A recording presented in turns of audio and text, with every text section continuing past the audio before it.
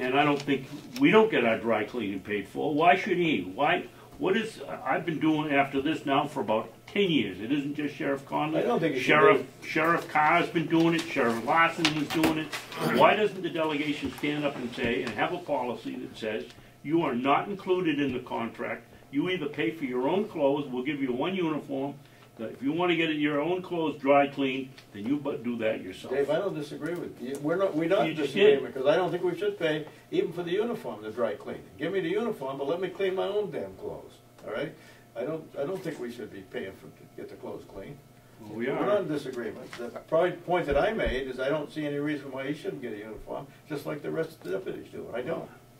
I agree with that. I'll be kind enough and generous enough to give him a uniform, but if he's not going to wear it, let him take care of his own costs. Steve hasn't had any say here yet this morning, so go ahead, Steve. No, I think this argument could go on forever. What would be interesting to me is that is there a county policy, or should there be a county policy that defines exactly what any management employee can or cannot do? That's what we need. Exactly. Because in the absence of that, I mean, these arguments can go on forever, and I think that's what should be developed. I mean, clearly, we've had these arguments with the sheriff before. He obviously believes it's his right to buy the boots.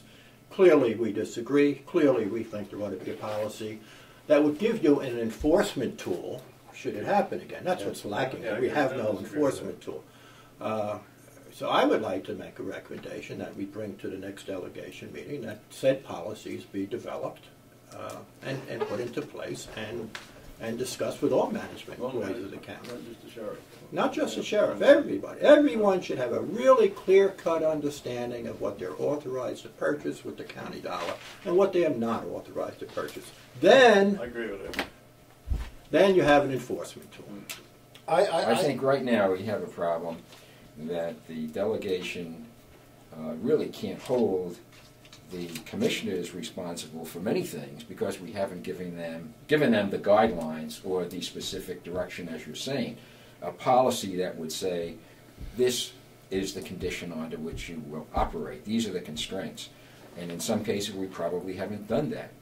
And that was the intent of this meeting. We're not dealing with a specific problem. We want to deal with a range of policies that would not lead to the misappropriation of funds, the inappropriate appropriation of funds, whatever it may be. And I think that was the intention, I think, when we really set out on this venture, not to deal with a specific item. We can use those items as examples, but we want to develop policy. We're still no closer, except for the one thing about perhaps what is an executive committee versus a convention. We're really not closer to policy. And I have a great deal of difficulty dealing with the narrow concept of appropriations and transfer of funds in some cases, but perhaps it gets back to getting a legal opinion on those specific issues. Well, clearly. And I agree with what you said, except I think it should be differentiated between elected individuals like the sheriff, the county attorney, the deeds. Registry of Deeds. There's a difference between an elected official and an appointed official. So I agree with you, it should encompass all, but there should be a differential between elected and appointed. And relative to the commissioners, nothing that I have proposed should be taken as being derogatory towards the commissioners. I have nothing in mind but to make things easier for the commissioners. Yeah, I don't disagree with you, and we need to differentiate between elected and appointed. But the bottom line is, all of them, whether you're elected or appointed or a hired employee, you clearly should have an understanding of what you can and can't do. I worked in industry for 35 years, and we had handbooks, and let me tell you, and I was fairly high up in the organization, we clearly understood what we could and could not do. And if someone failed or deliberately violated that, then they were subject to dismissal. It wasn't rocket science. We reviewed that every year. People signed off on it, and you clearly understood the boundaries under which you could operate, and that got into voucher expense and every other thing. It's not that hard to do. I get uncomfortable when we get into the meetings, and I don't know when it's said the word, what comes to my mind, geez, are we talking malfeasance here? Are we talking deliberateness? Or, and my only point being is what I think a recommendation should come out of here to do is that in the absence of those policies that really detail what can happen, then this is what's going to happen. We're going to buy $200 worth of boots and whatever, and the flowers you referenced earlier. So that's what we need here. So. Go ahead, Dave. Representative, how are you going to differentiate between an elected official and an appointed official? An elected official can say, here's my budget, okay, you don't want to pay for my new tie, so I'll take it out of another line item. How are you going to do that?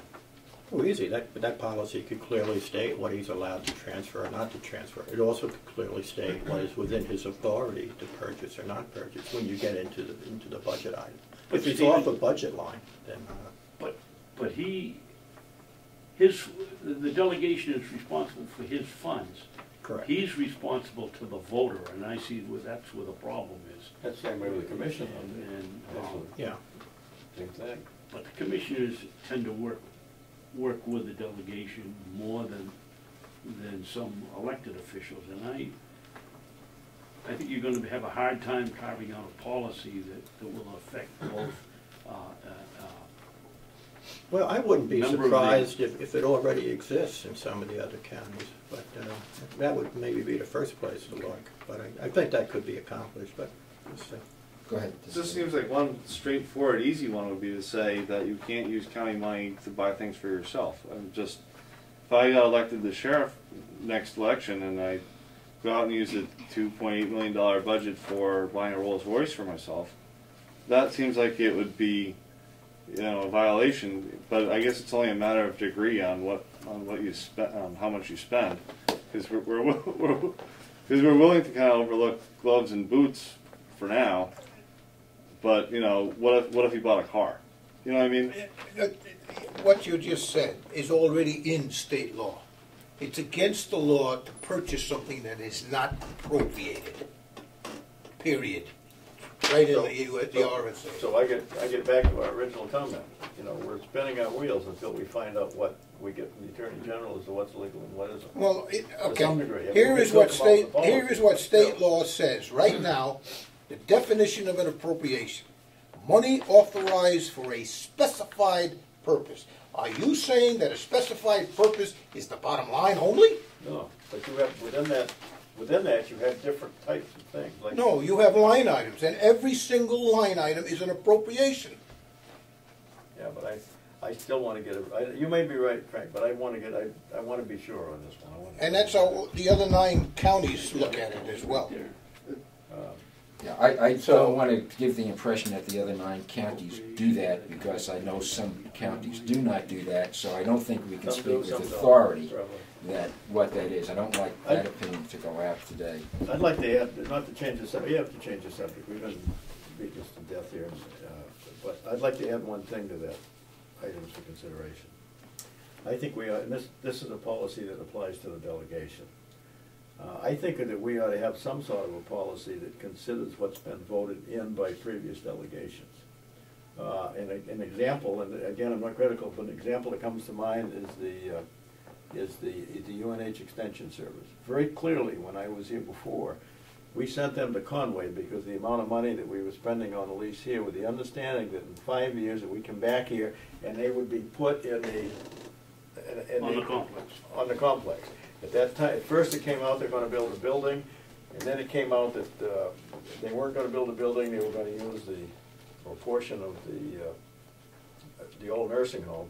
But my point is, we've had a lot of discussions as to whether or not it should even come back here. If this has already been done and it was figured into some budgets and so forth previously, somehow we ought to be able to keep a record of this. I mean, just like, just as well as I do, and this is crazy too, in Concord, the laws that we've passed this year If the other party gets control, they're gonna spend the next 2 years voting them out. And the next party gets control, they spend the next 2 years putting them back in. Well, man, you couldn't run a business that way.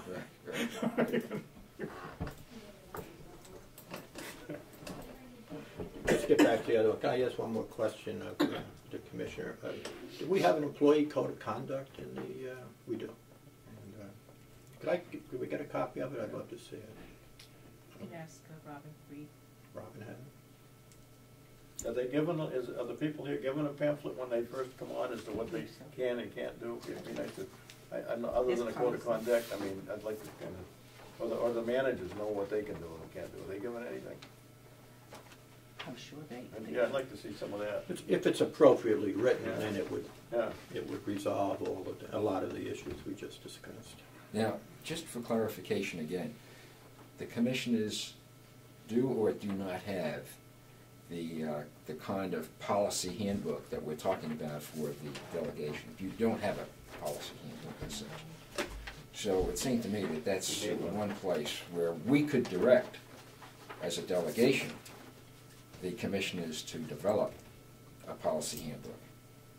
You know, Yeah, there needs to be one, definitely. Is this, you talk about I don't the think commissioners? anybody. yes, for the commissioners to do that. But we can't hold you responsible for it unless we, as a delegation, say we expect the commissioners to develop a policy handbook. May I ask a question? Where is that, Dorothy? Is that fairly clear? You know, and that's not a put down again, but it's coming back on us as a delegation. We can't hold anyone responsible unless we have some kind of They gotta know what they're gonna be held responsible for. exactly. ahead of That's time. what it's all about. Yeah. That's what it's all about. And it doesn't have to be done Monday, but I mean, it's Not something. likely. No, right, that's right. But it's something that we ought to be taking a look at. Go ahead, Dave and then Frank. Mr. Chairman, thank you. Another thing that we should be taking a look at is the use of credit cards at the county level. We solved a lot of problems when credit cards, to my knowledge, were taken away from everybody but one person, but that's being used by the nursing home, by the jail, by all of the places, and we ought to have some policy that states how who has the card and how they're used. Is that something, though, that the commissioners can do They rather can do it. than? Like, we can tell them to, or ask them. Right, I mean, if, yeah. Commissioners have to do They it. have to do it, yeah. Okay, I'm not sure. When I say they have Go to, ahead, we Frank. can't because that's their bailiwick, that's their authority. But you had another question for me. Yes, I did. I would like to ask the delegation vice chair the same question I asked the representative. In this chapter, an appropriation, this is 24-15-1A. In this chapter going over budgets, an appropriation means an amount of money authorized for a specified purpose. Is it your contention that the appropriation is only the bottom line? Well, when you say bottom line, I'm not sure what you're talking about when you say bottom line. My thinking is that an appropriation is an amount of money destined for a specific account, but not a line item. And that is not bottom line. When I see bottom line, that is the bottom line. No, I'm looking for accounts. Well, then why, let me ask you this then, if that is in direct, opposition to what the law says. Well, I don't know that. Frank. Well, I do, because I can read it. But let me ask you we're this talking then. about common practice, Then though. why, if that is so, if what you say is so, why do we go over budgets line item by line item by line item, rather than just what you said, destined for a specific department, which is the bottom line? Well, when we go over it line item by line item, we determine the total that has to be expended for that account. If we think that too much is being spent on travel, we can say that. We can say, okay, we'll reduce that, or reduce that account by so much money. We can't just